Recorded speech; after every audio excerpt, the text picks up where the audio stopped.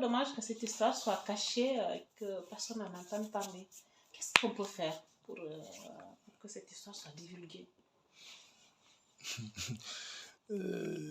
Qu'est-ce qu'il faut faire pour que...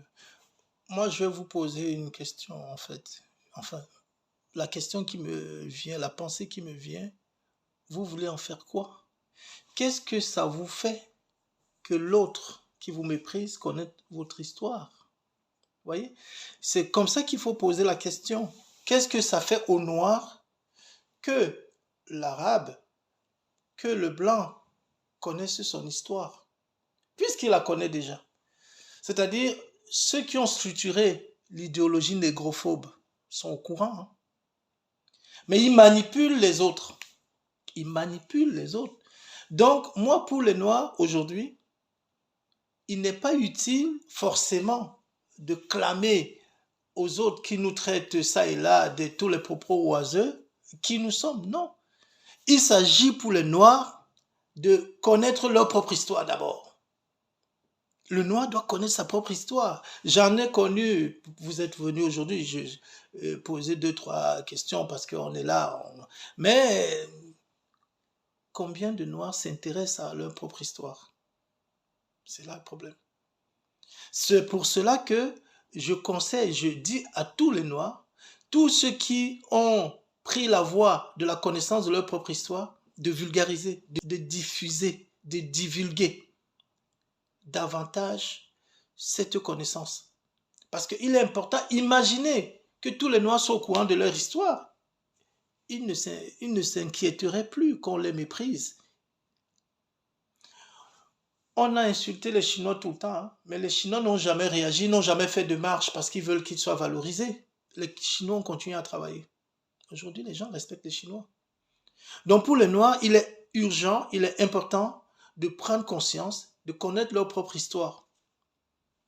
C'est vrai, je sais que il est aussi bien que le Noir qui va à l'école avec son camarade blanc ou arabe, il a envie qu'on connaisse son histoire parce que le blanc ou l'arabe qui est autour de lui a été trompé par l'État, par l'oligarchie. Lui, il regarde la télé tous les jours, il voit comment on méprise les Noirs et il va s'apitoyer sur le Noir ou il va le mépriser.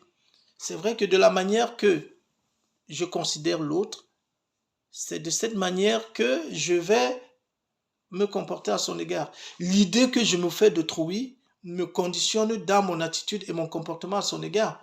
En cela, effectivement, je suis d'accord avec les Noirs qu'ils doivent se défendre, se battre pour imposer. C'est pour ça que j'en veux à tous ceux qui se fâchent qu'on les traite de singes, parce que en réalité, ils ne sont pas des singes. Réagir par rapport à cette réalité, c'est accepter tacitement qu'on est comme ça, alors qu'il n'en est rien. Et quand bien même on est taxé de singe, on sait bien que le singe c'est un animal intelligent. Mais on ne peut pas réagir sur une réalité qui est un postulat faux. On ne peut pas réagir sur des réalités comme ça. En fait, le Noir est dans le combat où il a envie que l'autre qui le méprise lui donne de la considération. Ce n'est pas eux, les Caucasiens, ce n'est pas les Locodèmes ou les Arabes qui vont créer le Noir. Le Noir est déjà ce qu'il est. Il doit juste se connaître davantage. C'est vrai que les éléments ne l'aident pas, les éléments autour ne l'aident pas, c'est-à-dire le Noir est empêtré dans les croyances de ceux qui ont écrit les livres sacrés aussi.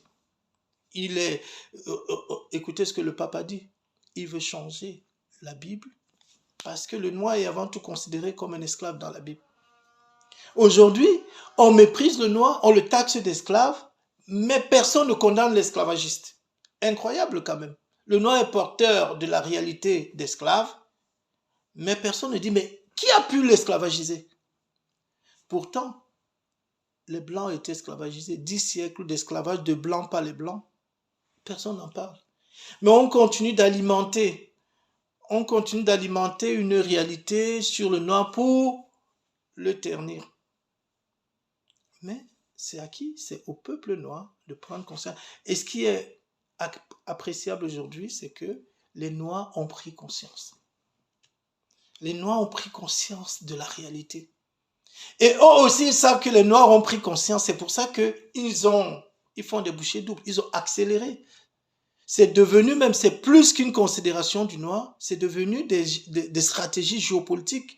Je ne veux pas dire certaines choses ici, mais je dis qu'il y a un combat énorme contre ce peuple noir, qui par ailleurs n'est pas aidé par ses dirigeants sur ses propres terres. Parce que le noir qui peuplait partout le monde n'est plus dans le monde, il a replié en Afrique. C'est vrai que l'Afrique est pénétrée dans le nord et dans le sud. Il y a le bastion central de l'Afrique qui a attaqué les virus, les guerres, les terroristes, tout.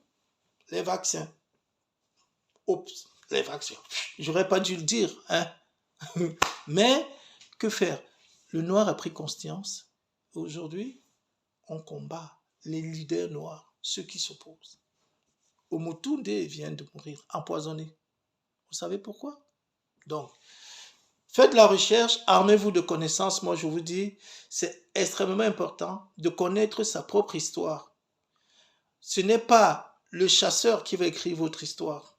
Parce que si le chasseur écrit l'histoire de la chasse, quand il rentre au village, il n'a pas de gibier, il est blessé, il vient se valoriser au village qu'il a tué le lion, mais c'est lui qui est blessé. Mais quand il entend les grognements du lion qui le poursuit, qui arrive, il est le premier à s'enfuir. L'histoire de la chasse ne peut pas être écrite par le chasseur. Les Noirs ont intérêt à écrire leur histoire et à apprendre leur histoire. Ce qui est bien, c'est qu'il y a des documents, il y a des éléments, partout. Dans les musées, ils ont peut-être cassé les nez des statues où il y avait des traits négroïdes, mais ce n'a pas été possible. Tout est encore disponible pour tout le monde. Merci d'être venu.